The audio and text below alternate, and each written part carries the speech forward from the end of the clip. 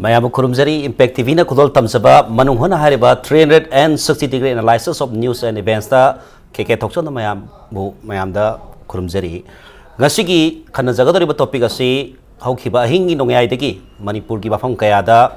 paksana nong leptana sukiba dagi oiragliba singjamai kawa sagolban amadi Manipur gi tongan mafam singda ising thumjandana oiragliba fem masing madangda khana neja da ngasigi mafam sida purak liba duka lenghin biriba guessing miam dapnang sak tak seke an bada agi hek yet thangba da lenghin biriba oza songtham iboyai masing president kai sampathiam laikai development committee oza bataram nongseri loinana khoigi ngasigi guessing gi mayai da lenghin biriba si oza liakat ali superintending engineer irrigation and flood control department oza bosu ngasigi manung huna da taram oksari loinana koi extreme right lenghin biriba oza bijoy kakching tabam joint editor Pongnam Fam Wazabusu ngasigi manung huna da tara noksari ngasigi nei nazar kadari pa sida matang hida oiragli pa khoi Manipur da suri pa nong ngasigi nongjugi sangsi 101 mm ngasina khoi sahi si oina khwaidagi hena nong suba numit ama oiri aduga leptana sutharakpa mamang da nong leptana suba kayam su leire adu oirakpa phibam sida di ngasidi ngasai ayuktagi hongna sigi 101 mm si yodingi da ai hing amakatang nong tabada kawa thangaiban sagolban sam manipuri mafam kaya da Imphal gi valley singda Imphal gi area singda ising thumdana news da uriba adigi sathok khasin da kai bo helji mata doja masi karidi oira pari no ja lobi bage masigi maram sidi yam sena har kan da hojiki public ki awareness ma koi wati maram de koi hojiki laiba se da plastic na singba chireng na singba sinna bagi poram lai masi major factor di madu khutanda tabada akhoi mahirol dagi lerakpa akhoi temporary reservoir haitai pat se khudamon har kanda lamphel pat porom pat ade akam pat haiba mafam city gi manung da leremi ba jaga se temporary reservoir sumana ahing se khangod le nong se leptana tara kanda makhoi gi ising sing se mafam da matam khara temporary reserve toramaga makhoi turi da kai da sing da sida gi dawne haiba matam ma mahusana pibiram ba dum ba reservoir temporary reservoir do sig loi phujale la phem pa yung gi yung ngai re akam pa leitre porom pa leitre si pat ki sok se valley area da matek le ba sing si amta leitre adugum ba nomok se ahinga ma tara kanda ani tara kanda nomi humni mai ni tara kanda adumane reserve torga thamga da mafam do amta leitre reserve to hum leitre reserve to hum leitre brina ngosagi khoi gi thangnari ba khul lei bam pham loi thumjale another thing atopa mana khoi na ngang wing da hingol amaga sorok hingol ga taina che khoi chung mangam da ba khungba le simply madu am afaba drainage amni haita ado hojidi adu ma drainage ju amta leitre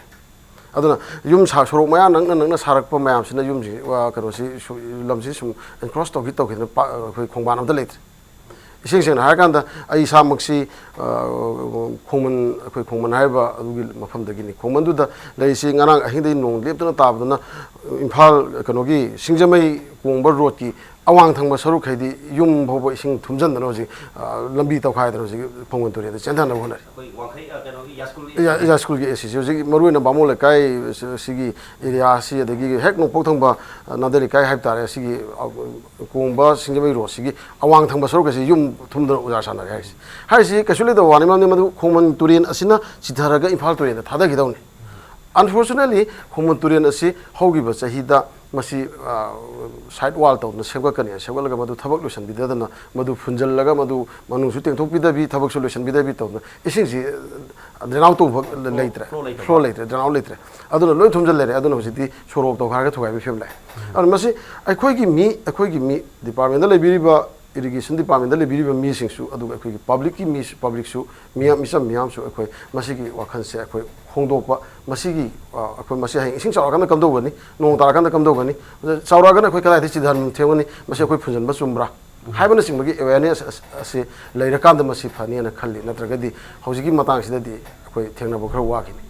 taseng har kan da khoi leiri be phibam si department khakti ki daita na ta praja mayam da wakhalon asoba awareness sama lera kan hena bab tara kan hena pagalak den to budu hana mamang ai digle ma pat khogi drainage system tu ti matam ina sum onjal lakani sum funjal lakani ye drainage picture lakani oja matang hida khogi IFCT ki department gi oja officer amoina sahi kaya sigi department thopuna laklabni ising isau kaya ma thena labani adubu hadak laiba train anoba khai han dagi sahi nongju ta matam da ising isau matam da ising chawe du matam na ta ising chawrai ba सिगी preventive measure नत्रगा करी करम चेकिन थोरांग लोखत प department side ओजा करी लेबी मसिम तांग आई सुमना समदगे कोगी मरोइना हौजी की लाइबिसिंग एदी नुदु था मक्ति ओइद्री अदुबु मसी कोगी मौसासु कोगी मार्च लोइरमदाई एप्रिल हौरप स्वाइदि कोगी नोंगलै नोंसी एदगी सजीबुगी खर चुबा दुम लै अदुबु हंदकिसिना खंग खंगौदना लागी पोची करिगुंबा कोगी मरोइना डिफोरेस्टेशन तौसलबसुगी इको करिसिदसु अकाइब लाकबा अदगी अमना मरोइना कोगी सोमनसु हाइबिरे नसगी ड्रेन सिंग फजना मेंटेन तौबिदबा अदगी एब्जॉर्ब तौननबा हान पाप लेकाइ खुन खुनदा पाट लेतबा आउटफोर्स करिसिंगसी लेरक्तबा असिना गुममरम कया लेबिदगी हारिबा बेनसे हौजिकति सुगुमबसी यामना थोलकनी एदि मरमदि कयनदि हेनेना लाइना चेंजलपनिना अदुना इखोना मचिदा हुजि इखोगी लॉइन स्टेक होल्डर्स एदि ऑल द करिसिंगसी इखोगी पब्लिक अवेयरनेस अमदा कार ओरे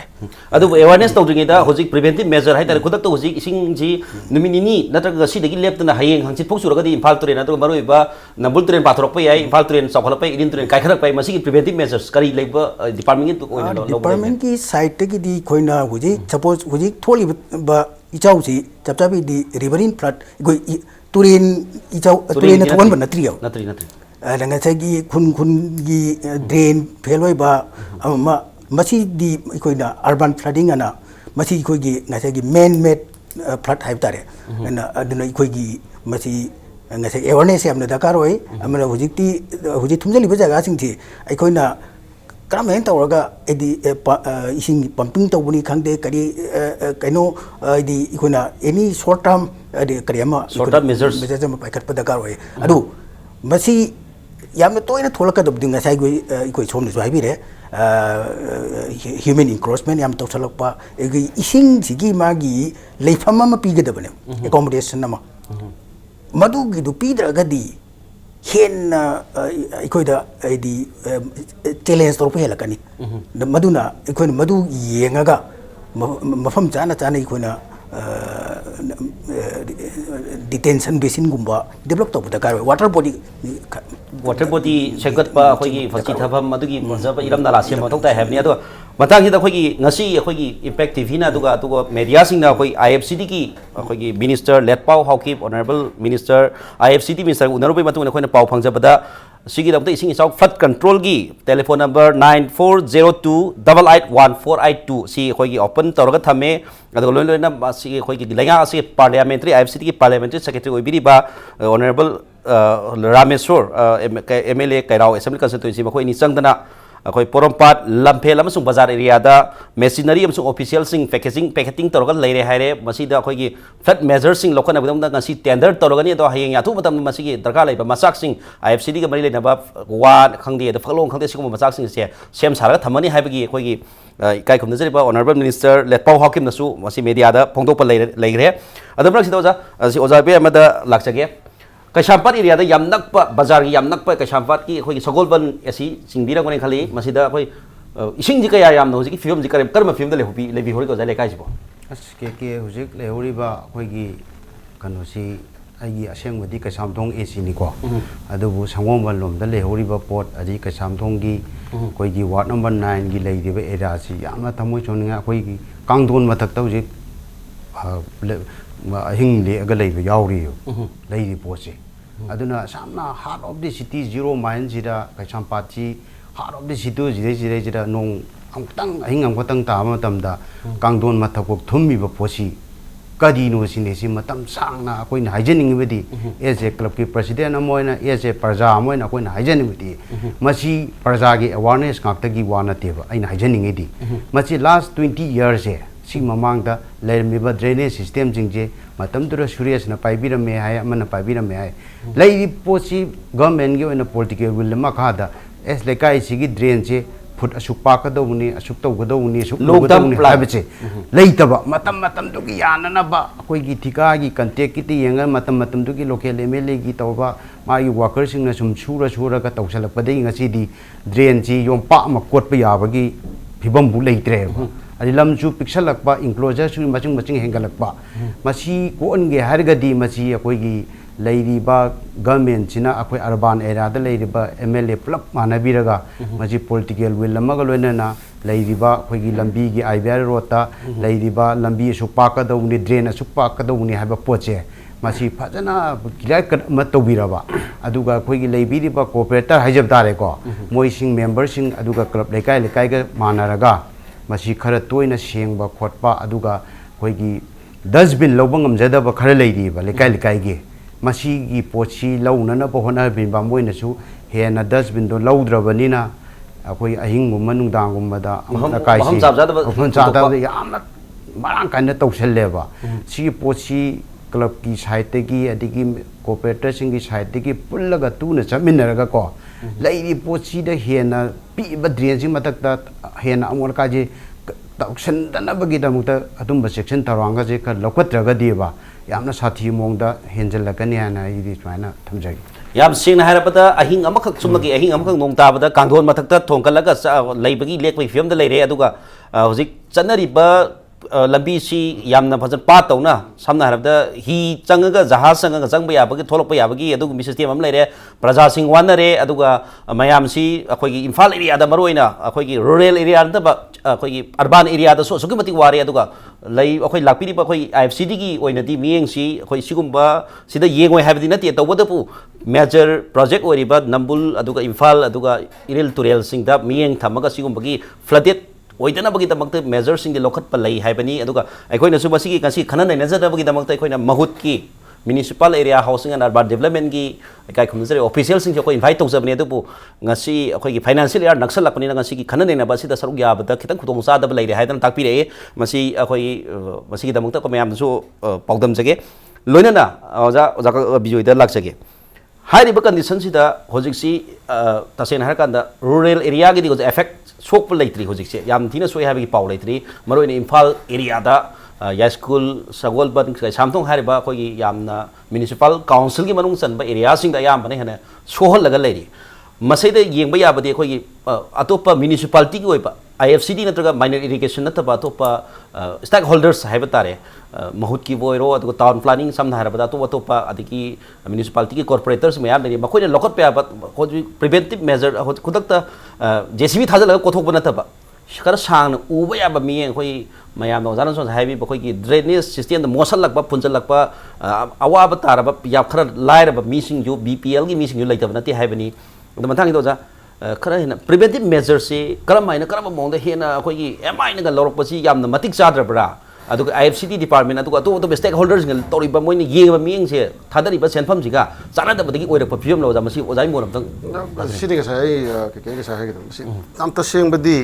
गवर्नमेंट की पॉलिसी प्रॉपर पॉलिसी प्लानिंग हम चंगे मसी लॉन्ग टर्म प्लान अमा मसी अखोइन तोरिसि कइगिनो हाइबमा अनिसुबदा मयाम मरुए से पब्लिक अवेयरनेस मसीदी याम मरुए सरकार ना अफब थबक नत्रगा ड्रेन मैम सागलगासु असी पब्लिक तुने अवेयरनेस होदि फतबम थादरंगनि प्लास्टिक थादरंगनि फुलंगनि यार अदुबु मसी आइन गुबा एक कुम लोमा पास फगदा हाइबा एक अमसुं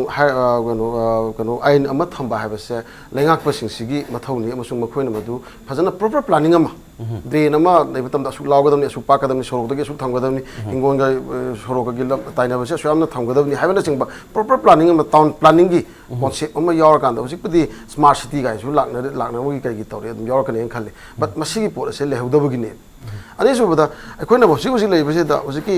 साइ थंबिगिदुनि मेन मेड फ्लड ने सागी खुसिंग फ्लड नि मसि नेचर की वेबा एकदम मुंगजी थाम अहुम मरि तादना मदु तरुपनते तुरियन कायदना तरुपनते अहिंग अमखतंग सुबदा तौरे से सागी सेंथोखिफम लेतबदगी ड्रेन आउट तौफम लेतबदगी थोलको पोने मसि मसिगी मतांगदा अखोइना लखोप याबा मेजर से पब्लिक लेकाय लेकाय क्लब लेरी मेरा पाइबी लेरी अदे सोशल वर्क तौजब नहा मैम लेरी कॉर्पोरेटर सिंग लेरी करी सिंग लेरी हाय मैम सिंग से पुंजल लकांदा अखोइ मसि कमायना थेंगनमिना सिके ड्रेन जी कमाय होतोक सिके तसेन हाबदा खोगी प्रजासु ऑफिशियल्स सु भाब ताबिन जाबे अदु बतांग दोजा ऑफिशियल अखोगी एज ए लेंगा की ब्यूरोक्रेट अबोइना अखोगी ऑफिशियल अबोइना प्रजा सिंह अखोई लाइरिबा प्रजा सिंह मियाम सी भाप ताब वाले ओजा लौबीब्रा नत्रगा हंदकसु IFCT की फन अखोई काय खुमनजरब CM अमदी ऑनरेबल वर्क्स मिनिस्टर चलगा दिल्ली दा चलो मतमदा 140 to 150 crore 3 months की पिथरक लेरे अदो बसई त तोंगा तोंगा प्रोजेक्ट मैम फ्लड लाइट अखोई खुमन लपाक पीगनी अदगी पावर की मफम क्या सागने है IFCT अमसुंग माइनर इरिगेशन ओबा प्रोग्राम दी मसे यावदबरा यावदब थेंगजै मसिबु IFCT डिपार्टमेंट मसे त अखोई ऑनरेबल मिनिस्टर सिंह अखोई जो प्लान अमा सेम्बियु गाइना हाइबा यादबरा नत्रगा प्रजा सिंह जी मसी सही सही अवाब मैम लाकनी सिगुमसे खर थम्बियु गाइना हाइदबगी वाफम अमा लेबिरो नत्रगा गवर्नमेंट सिना तौबिदबगी वाफम लेब्रो जा मसी मदांग द एस ए डिपार्टमेंटल कनो मोय ऑफिसर अमोइना ओजा करे हाइबिनी वजे मैम वजे के वरी फिल्म सिदा गवर्नमेंट सी वजे मार्च फाइनेंशियल की याम चिन्म मतम ओइबनिना एखो अप्रैल फर्स्ट वीक तगी एखो की डिपार्टमेंट की ओइबा दरकार ओइबसिंगदो मदुदुगी एखो प्रोग्राम सी याथोंननबगी कमिटी अमम सेमगा याथोंननबगी प्लान दी लेरे तो हौजी proposal just in progress le adu mapu power ki department aduga sports department adi makoi fan si problem si tongtraga su yamna khoi yamna tangai phadaba ising isaugo mari leina ba vibhag departmental oiba posidi government ju hana yengbam thokpra na khamani sports aduga power ki sector sina kasitang nathairaga nathaiba na che kitang taptharaga moji hoji laiba monsoon gi ahan ba phase da laktori ba ising sau thena na da fan si yaurok ta basi kari khanbi bage sini khoina as a praja moina natraga khoi gi media mena moina thamjani wa pham de hoji laiba poti khoi gi flood fighting gi khoi materials वही ready तौना तौरीबा अदगी flood हयेंग लाप मतम दे कोना कई message पाइ का दगे हाइबन चिबदो वही खनबा होरे then दरकार ओइबसिंग एदी material सिंग करी करी कोई सप्लाई तो होना बम की प्रोडक्ट अदुगा मना अखोगी होजी इम्फाल एरिया दो होजी फ्लड सिटी होजी थेंगनरबनी फ्लड सी फ्लडेड ओइरबनी होजी इसिंग तावरे इम्फाल एरिया दा कवा लंबी चपे आदे सेक्रेटरी मांग चपे आदे सिटी हाले तके दम उरो पोनी डिपार्टमेंट अदुगा एस ए ऑफिशियल सिंगना अदुगा गवर्नमेंट की लेंगा की मंत्री मंडल लंबी चपदा कवा की एरिया अखोगी लंगथवाल असेंबली कंस्टिट्यूएंसी कवा पुलिस के हागला वाखोन का एरिया दो इसिंग अदुम थुम लेबसी अदुम मयाम उनरबनी बावपरा खितंग नोंग सुबदा इसिंग खितंग थुम से अदुम उरबनी बाजार एरिया दा इसिंग थुम हाबसे अदुम खनरबनी मसी कसी खतंग वाफम नते ममांग दा ताम कयारक हन्ना मसी दुम तौरग लेरबनी अदुबु लेंगाक सिना वखल सी मसी सिदा मियेंग थमदबरा नत्रगा करी असोइबा लेबदगी नो मसी सुम तौरिसे अदु होजिमक्सु अखोय लेरिबा अखोय कैसामपा थियाम लेकाय अदुगा एनी लंफेल एरिया दा लेरिबा जिंगसे सिगी प्रिवेंटिव मेजर कई तौसी मखोय की सान थानबा तौगदर नत्रगा इसिंग चिंथोनबगी होजि अनौगो पॉलिसी करी लेरि ओजा होजि शॉर्ट टर्म ददी खोना पंपिंग तौरगा एदी प्रजा सिंग होजि दरकार ओइबसे मसी सोल्व तौनरबा अदु दरकार ओइबसी दरकार लेरे हाइदर हाइरे काददा डिमांड तौर कादन तौगदर मंत्र होजि गवर्नमेंट ओइ मियेंग सि करोम दा होजि चंगलबरा सि ऑफिशियल सिंग चंगम लेरबरा सि ओजा ला होजि कोई मिनिस्टर ऑनरेबल मिनिस्टर्स एंड हाइरे कोई होजि सिंग थुमना लेरिबा जगह सिंग दा अदि पंपिंग तौनरबगी कोई पम्प सिंग रेडी दा लेरे देन एनी मटेरियल दरकार होइबा जे लेबा JCB लेबा थोब दरकार होइबा मफम सिंग दा कोई JCB कई लोई रेडी लेरे है सुगम मेजर खर पाइकत सिनी अदुबो ख्वाइदगी आइना हाइजेनिंग मफमदी मसी मतम मतम गी हाइबा पोट तौबु नतना मोने अर्बन फ्लडिंग हाइबा पोट सी मसी मरोइना इखोइना फ्लड कन IFCT irrigation flood control department सिना मरोइना हाना दगी तौरेबा पोची तुरेन गमरी लेनब खक्तंग ओइना तौरे चुमी अराउंड फ्लडिंग आइबा पोची ड्यू अटेंशन क्या पिरक्ति आइदी इखोने जो इखोगी डिसीजन न तबदौना कल्ले मदगी म्युनिसिपैलिटी एरिया सिना IMC करी कई मखोगी कंट्रोल मखादा लैबनी ना दुम खन मदे एनी इंफ्रास्ट्रक्चर मैम सिंसे दी IMC की मखादा PDA ना करी ना दुम तौरी अदुना मसिकी इंफ्रास्ट्रक्चर मैम सी अखोइदा डिजाइन तौनबा काइमता तानबसु लेती अदा ngasai ड्रेन अमा इखोना चनबा मतमदा मान पुगदो डिस्चार्ज से कया ओइगे एडी एकोमोडेट तोबं याबर सेक्शन ओइब्रा ओइदबरा हाइ मदुगी पोटु यंगसनबम चंगे अदु अखोइ द कंसल्ट तौरक्तरमनिना अखोइ मदुगी आइडिया लेत्रे तो हौजिकती अइना समना हाइरबदा अखोइ डिफरेंट डिपार्टमेंट सिंजी कोऑर्डिनेट तौना थबक तौमिनबा दरकार ओइ अदगी अनौब पाइखलकदब सिंग सिददी अखोना हाइड्रोलॉजी की नॉलेज थम दरकार होय हाइड्रोलॉजी हाइबजिनी मरुइची इसिंग हौजिक्ति अखोना यामना एडवांस होरबनिना सैटेलाइट की मतेंगना इवन नोंग करियमा क्लाउड अमा लाए हाइब क्लाउड सिदगी लाकदब रेनफॉल कैम लाकदगी हाइब फोबो कोई प्रिडिक्ट तौब ngамani अदुगे ओरगदी अखोना हंदकी चाही सिदा लाकदब इसिंग रेनफॉल सुक एमना लाकनी असो एमना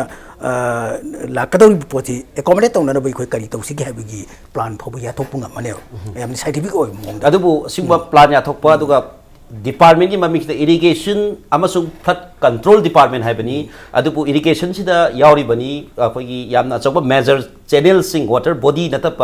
स्मॉल वाटर बॉडी लेखाई लेखाई लेरकी खोबान जी ओजा सिगी कनो सिटी अतोप डिपार्टमेंट पाइबी ब्रा कमाइन तवे माइन इरिगेशन तो हाउजी फोबकी ओइनदी मरोइना अर्बन एरिया सी अर्बन बॉडीज हैबदी कोगी municipality town planning this and that मखोइना पाई any infrastructure मखोगी नालवने तो बंगा अखोई डिपार्टमेंटल से डिपार्टमेंट की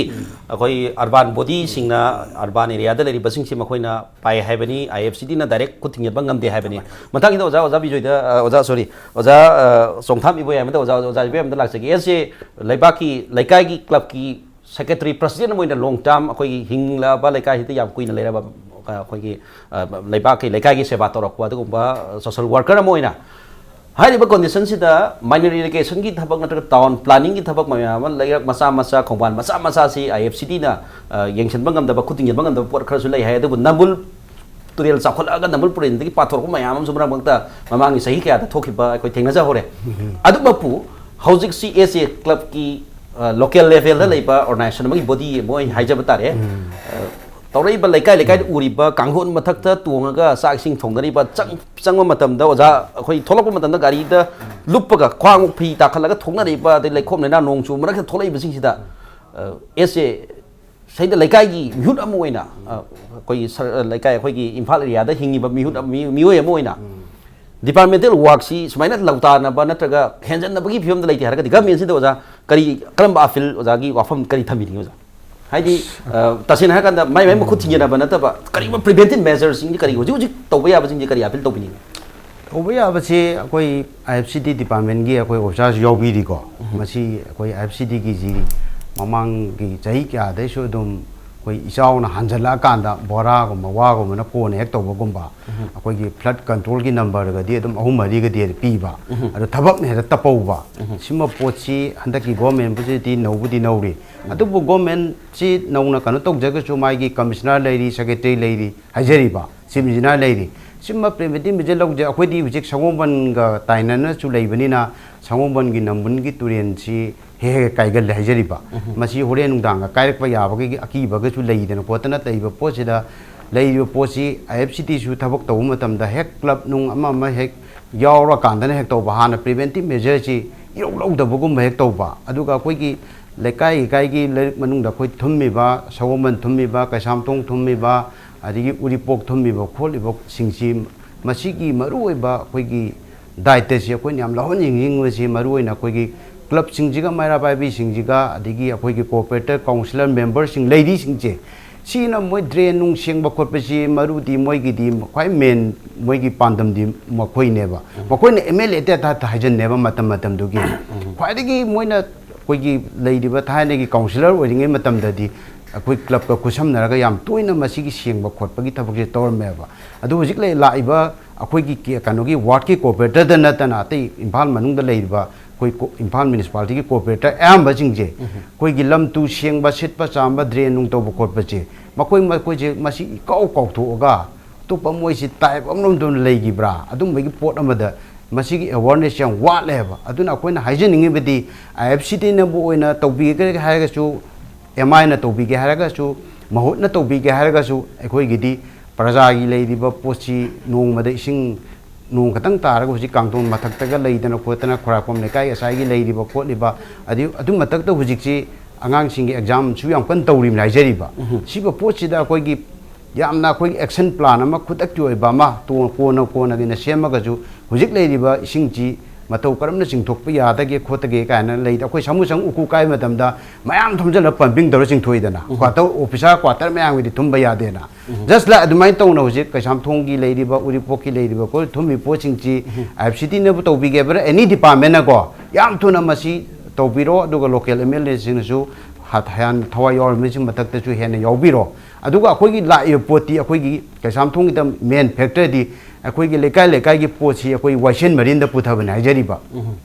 waisen marin je putha ga masi akhoi gi je pwa loktak ta gi doi ne ba ari kaisam thong adi gi nauria ari wangoi mayang phan lei ri ba mai ma gi lei ri ba lam dam gi kendra sing ji gi MLA sing na su pulap punjan minaraga permanent oiba solution ama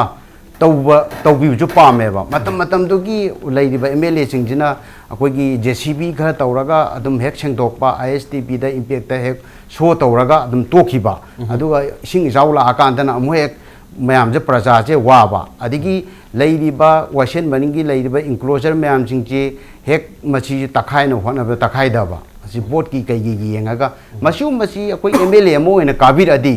koi gi every hariba koi kaisam thong asan mera naidana hariba kendra mari sigi mioi kanu MLA singjina maru ena koi gi permanent solution koi gi kalbat na chingba construction to buje toksal lagadi enclosure ju kar he na jari ba mamang dana masi waisen maring gi problem che mahut na pae ba masi gi poche IFC da sinabira magadi masi gi flood ki lei riba ngasi taribo dosa je ai taram moidran khali adun mamang da mahut na to dugi masi gi dosa ne khali aduna masi yam thuna thu matam da masi gi lei riba singi problem che masi zero mind lei riba pochi lokthok na bagi dam da any concern MLA adiga lei riba stakeholder mayam pullaga koi club mayam su yojage aduga praja sing na su yaringai masi drain mathakta koi ge amon akai koi ge ahing da mi uraroi kholoi kai to we poche masimaga pura thadok piro ai sing lekai mai sing thumal lo have se koi lekai du lei riba praja sing ju yam chawba koi dai ta le have se simta soi thamjage yam no aje khoi gi hariba hoji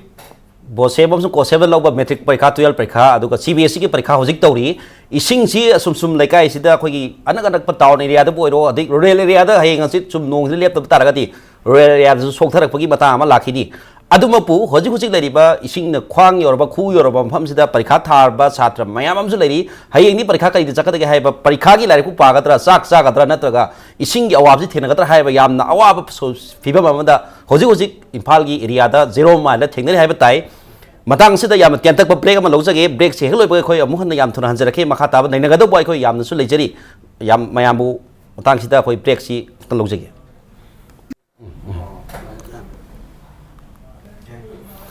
mayam bu kara taram no sari hoji khoi gi nainajari ba si Imphal area da ngasi haukiba ahing dagi nong leptana subati oiragli ba phibam basi matang deni nainajari ba si ado matang sida khoi IFCD ki superintendent engineer ozada angtang lakjaba tare hana khoi Imphal Turel aduga Nambul Turen samna harabada maroi ba Manipur gi main khoi gi town mayai da tampak lam se le Turel ani hum si sigi da mukti khoi gi Nambul project gai na Nambul khoi gi fajana ba beautification Nambul project ai na tawre daga Imphal Turel amasung idil Turen na sing mudasu Brahmaputra board ki makha da kothok tengthok tawre tengthok posi matak tengthok khra matung da su khoi gi Imphal East ki kairau gram panchayat ki manung sanba kanonda khoi kyang wei da thangna na sahi ani ki manung da kaitharak tana longna mal kai na laikai du da tana Manipur gi wangoi area Imphal West ma hong kya da yam paksana wa na takre masigi film je tarak oi hani ate hoki pasai da su khoi ki kairau assembly constituency da kai da na muslim gi area da kai da yam awaba thengna ki mamang su yam na khoi na ngangoni da ma hong kya da Manipur hong kya da kai ba mayam theng longna mal setha ba kaitha ba mayam theng dare masigi si akoi ngasi nong ni sida nong chep lep do jodi mai hengkolo hai ngai ti masi akoi kari digi ora pro forest department da nabi ki tran ta karmai to yo masi mati ngasai gi hajari che ai maroi na deforestation to ba khopa adu ma leire masi na kaino da ngasai gi iko gi river gi flow the velocity se masi kaino da ngasai gi han di u marang kaina hori nge matam di u mara sing sin absorb to ga moi ji tapna ising chi release to po hojik ni madu gu potu lai dram ni na ekta nong churi ba chuba loi ding da jo puna ada time of concentration nung hek chubaga ising si se Kangpopi da dagina Imphal phauda hana pung tara nata tramathoi changam base hauji pung ahum da mari da jawrak edi intensity yamna kadorok lamung thela bari na adu metak ju yam velocity yamna wangkhrak pai tare aduna ikone velocity check to bum changi di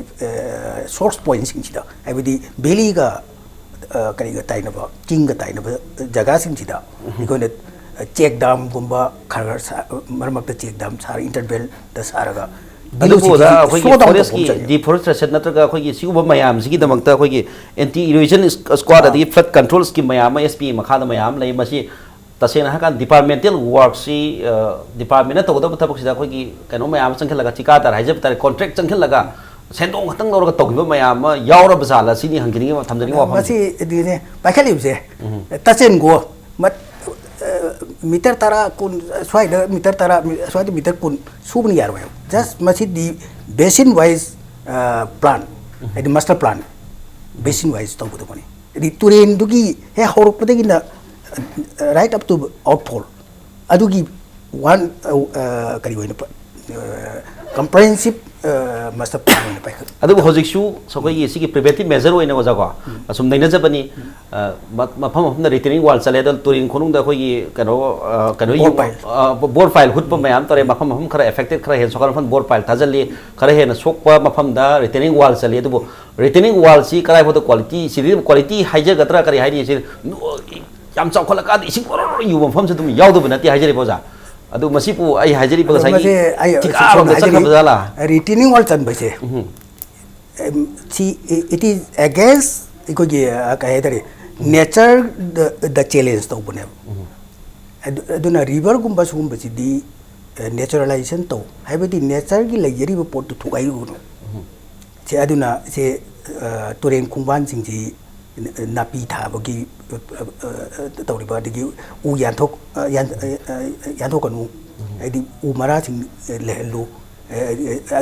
mohoina soil ji phajal leirimi asina chingba aduna retaining wall chan ba haibasi amorom da haragadi yamna critical oiba che urban area lam leitraba lam haidwaijin to yadraba adu bada ya critical oim from cutting pai kalu adu nataba chumnagi rural area natraga outskirts or the city the di retaining wall tawgunu haibi yang ngaje da khogi hojiki hariba tuel gi sigi measures mayam leire haire ado gamdang da khogi oja kano da lakchage oja be da lakchage hojik si yang wan na re ma tawre adu thaida khoi lila gi mongda ising chawre aduga maduna adu mantri da harso aduga aduna adu tawre radio da chenge radio di lobi so haibi ko famna tabita hojik si laikai gi corporator sing aduga hojiki MLA minister nataba sina second akogi layara moina lega tas tori ba laikai gi or corporator sing na kari action si hoji kari ki loba lei hoja hoji pokiti akoina sum ujabada thoidokpa leite akogi chumna akogi sing chawre kana akogi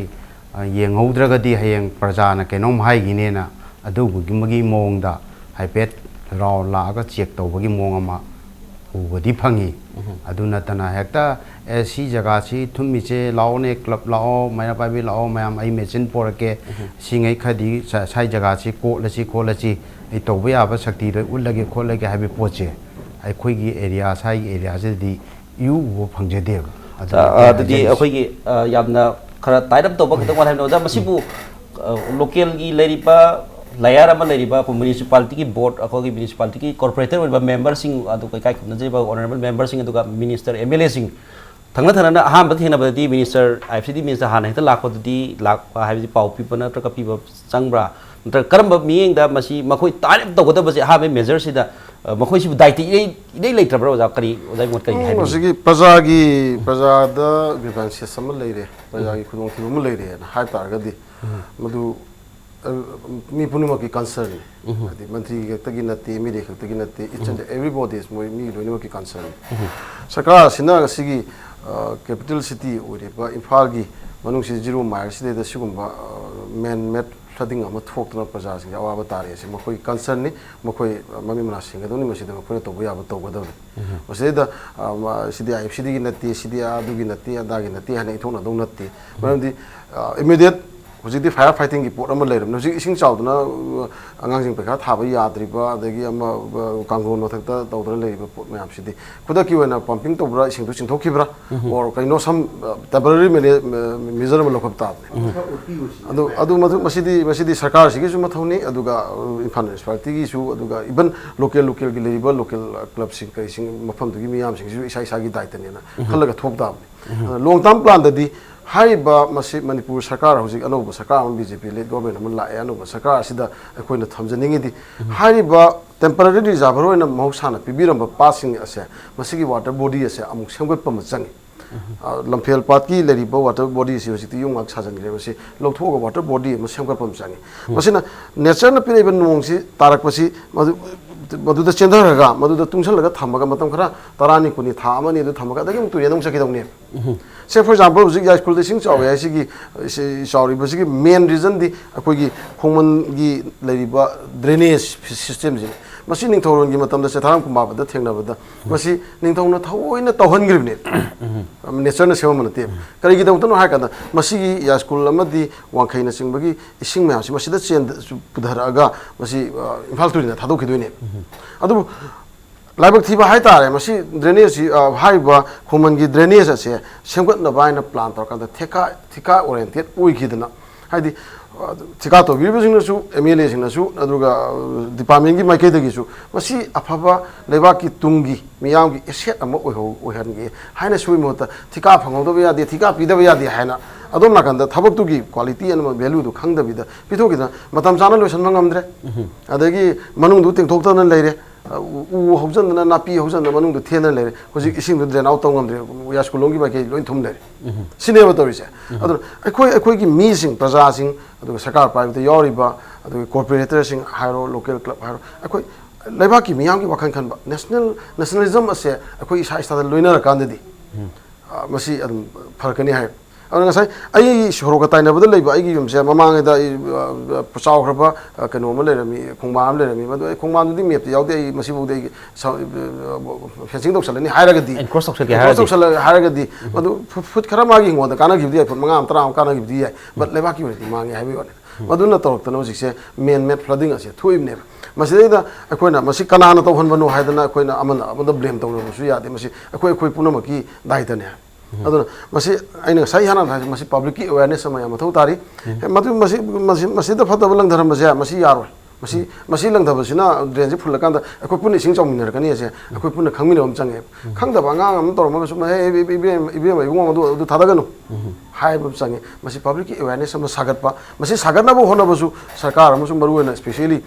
sigi area city corporator sing municipality ki kamu sing MLA sing makoina torga praja sing se matek koi awareness pi dana meeting to dana adagi madude da koi makoi ki kano do makoi ki motivation nama to ma darkar le adu boja khoi gi haibi re oja na haibi re khoi gi turial gi lognam bal haib tare trade masam sa sam ha as example of khongman gi turial gi lognam bal sing retaining wall sem na khotana tori adu masipu khoi oja department gi site gi IFC din paibiram da madu di khangjedre adu karing paire gati madu masipu khoi batam sa loisan ba yarana bagi plan action plan natraga matam sana loisan da ba kangbu da penalty pi ba ya bagi department gi ba thong jing leibra karam film lebi goja masipu asi haijeri ji khongman khati wa hamna te auto macha project sing ji na hojiki serious boiro drainage system masi mati ko IFC din pai de modu PD gomna pairam modam mali in khan bada chahi du am kuirabani mati ji kari bai khlai ji ado aina aje dingi ji keno da ngasai ki aikoi ki town planning town area municipality area ji di ikoi building by law hai bam su leire building by law ai si jum ji kayam nu wangani magi naget space cam na thangudagi then chanthali lambi approach road cam pakadabani drain laigidabani haibna chingbu mogi guideline amagi makada tawbuni adugi guideline jingdu follow tawdaba माले ने खत बदा अदुना निंगा ची कोई एक the heart of the city दा इदी बाजार area दा ngasi ising thumya meram leikio drain batik sana edi building by lo da dum jawjar gatamne adu bapu building starting am ngasi tei sahi manga tarai mamang dadi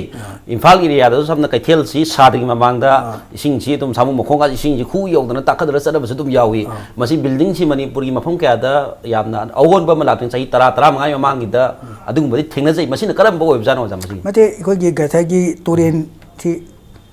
sum thengalak ke ai high flood level du wangkla ke ising gi level se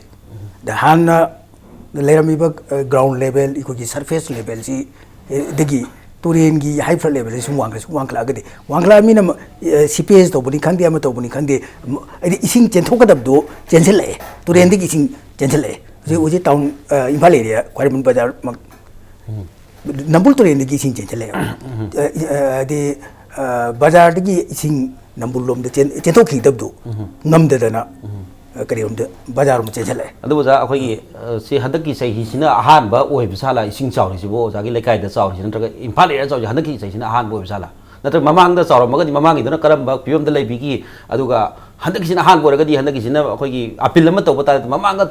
to khu ba le kana karam ba mong da dum apil to na tumina dum to khro jalo ja kamai to ba si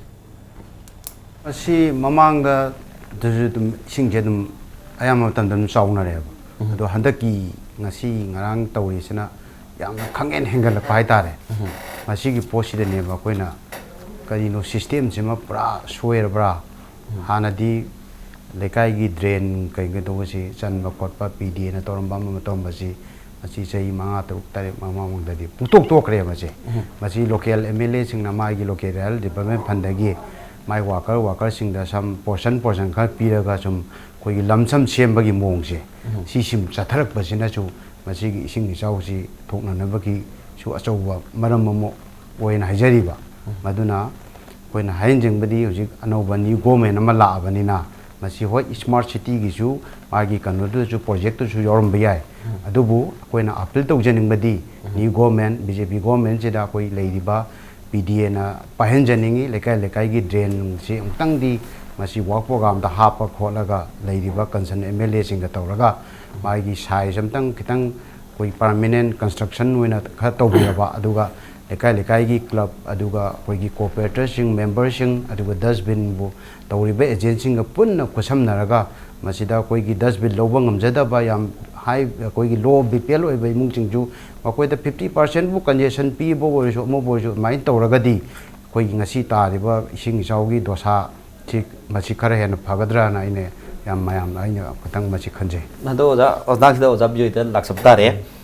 hari ba condition se ja departmental work ta ba fan ha pa ka thabak to ba na ta ba mla local area development crore ma ni an mamang ta khara handa ba lak ya khai lak tara sumai na leira myo ja ba adu matang da khoi mla local area development fan ga ti hari ba po si yengchen ba su ya dra bro ja na tra karam ba mong da masi phibam ji ka mai leki bro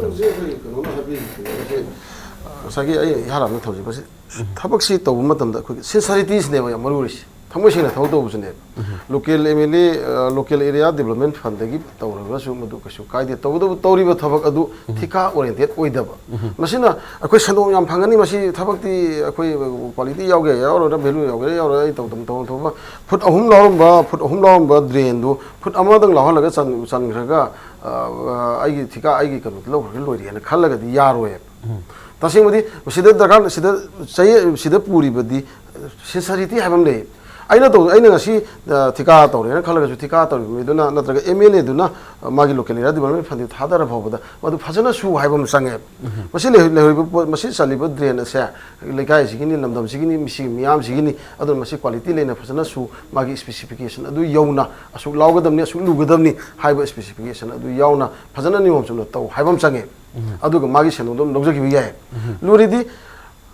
akoi gi Manipur gi culture da thika gi oriented oidna ai di pesa to de percentage gi kan wodu da culture du da ai di mantri na pesa su logre mele na pesa su logre engineer na pesa su logre eso na pesa su logre ai di su to de ya di gi percentage gi anka du de thabak ti am da yaro si gi problem ne bele ise adu huji lei ba pot asi huji ki ona di temporary ꯑꯣꯏꯅ ꯑꯩꯈꯣꯏꯅ ꯂꯩꯔꯤꯕ ꯏꯁꯤꯡ ꯆꯥꯎꯗꯨꯅ ꯊꯦꯡꯅꯔꯤꯕ ꯑꯋꯥꯕ ꯊꯦꯡꯅꯔꯤꯕ ꯃꯐꯝꯁꯤꯡꯗꯨꯒꯤ ꯑꯋꯥꯕ ꯑꯗꯨ ꯁꯔꯀꯥꯔꯁꯤꯅ ꯑꯃꯁꯨꯡ ꯃꯤꯍꯨꯠ ꯑꯣꯏꯔꯤꯕ MLAꯁꯤꯡ ꯑꯗꯨꯒ ꯀꯣꯔꯄꯣꯔꯦꯇꯔꯁꯤꯡꯅ ꯏꯁꯤꯡ ꯆꯤꯡꯊꯣꯛꯄꯅꯤ ꯈꯪꯗꯦ ꯑꯃꯅꯤ ꯈꯪꯗꯦ ꯇꯧꯗꯅ ꯇꯦꯝꯄꯔꯔꯤ ꯃꯤꯖꯔ ꯑꯃ ꯂꯧꯈꯠꯄꯤꯕ ꯇꯥꯔꯦ ꯂꯣꯡ ꯇꯥꯔꯝ ꯄ꯭ꯂꯥꯟ ꯇꯧꯒꯦꯅ ꯍꯥꯏꯕ ꯇꯥꯔꯒꯗꯤ ꯃꯗꯨꯒꯤ ꯁꯤꯇꯤ ꯑꯁꯤꯒꯤ ꯇꯥꯎꯟ ꯄ꯭ꯂꯥꯅꯤꯡꯒꯤ ꯑꯀꯟꯕ wisdom leba adugi knowledge leba mi mayam asi khomjal lerga khang hai mayam si khomjal lerga fazana research work ama survey wa am tawraga masi report ase once for all koi kamaina tawhandana mo hona si ki habagi planning ama darkar le adu dani aina hoji nauna mangraba se porom pa ki lamphel pa ki akam pa ki sangai pa ki swaida lere me pa se even kesam part part palabe ni mataw adu haiba mafam sing si ki water bodies se amuk nauna semgat pa ma changi se lamphel ki water bodies se kanda sagom banda thami banda ising chaw si chawroi mamdi masi ki sing sina lamphel ki water bodies da changjagi ki dawne lamphel ki water bodies sina amuk si ki upu sangda tholaga si amuk som turian dong sakhi doine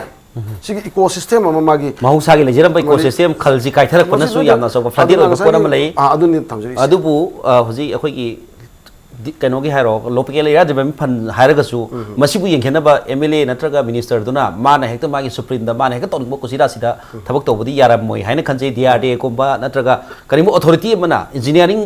sel amana di madu yengjel lagone khale oja ko adu bu akhoi gi local MLA singna akhoi gi akhoi chakot thorang dong ta akhoi gi local area development dagi pitharik bo ero program yaw bo ero ko masi matang je department gi akhoi leiriba SOAE engineering je masi ayamada akhoi gi MLA na bu hairabadi aduna hairabadi matam matam gi hujiki wafum na te wa je amatta yengjen basula lakte bo SOAE leiriba department gi dam ta tolop sa na leiriba poche se lampi ama black topping tore koilas thare WBM lobode ama lobode gi akhoi haibadi moi la agi yengbiraga ajai gi thika da do sub conductor do koi gi local MLA na piba oibani na ma yamna koi gi experience lerm da bi ai hajariba adun SOAE ing la aga esmai tawda uni khoko uni haibana chingba jingje hilda taragi yenggen base masi koi kendra gi wadana tena ayam bak kendra khudi makta asai gi local MLA na piba thabak ne bu hairadi SO khangde A khangde engineer mari leinaba consult officer singje amata koi gi technical go poche amta lakte ba amta lakta banina lamsam paksu sugi ba drain bo ero lambi koilas ko ero aduna ne ba matam temporary go si hari se oja si poche ne oja gi department IFC department so to mai na minister hairaga yeng dana dum tokhi boja lai khra matang development yam tiena yam local matam su yam lai yam lakre any development see it should be beyond the political karisindagi wangud le lain ba ya any political career na khut hinjalaga di hai poche dum la pota ano development ga politics ka ni se it should be separated adu madu separate tawringai yamna sing harabada hari bisi khoi gi development da political involvement khut jingen da ba tu departmental basa yamna freely act hon ba tu dait lohon na ba da makta official amadi prajana su adu go fa ma khoi lengak sida pa me hai ni yam samna habda yam nungai sei ngasi gi khoi gi toti sing thakpa phangdraga su nongju tha mathan sing marang kai nam leiba kai marang kai ba manipuri mafam kaya ma hoji mathang mathang mino upa phangbi ragani adu masi anauba lenga ga sina karamba preventive measure karamba phaba khongthang lokhalaga hoji awana tare matang mayam sida karamba khongthang lokhalaga hena phangade ga habde khoi punna mangna yemina si ngasi gi damakta khoi ngasi hariba kanani na basida lengbirakli ba oza bu yaima adai oza liakat ali abadi oza bijay kakina punna makpu ngasi kanani na basid saru yabagi damak yabi bagdam ta impact tv gi makai dagi hanana thagasari masidi ngasi gi khoi manu hona ga thamjari wa phama si ngasi gi di batang asida manu hona program ase losinjare thagasari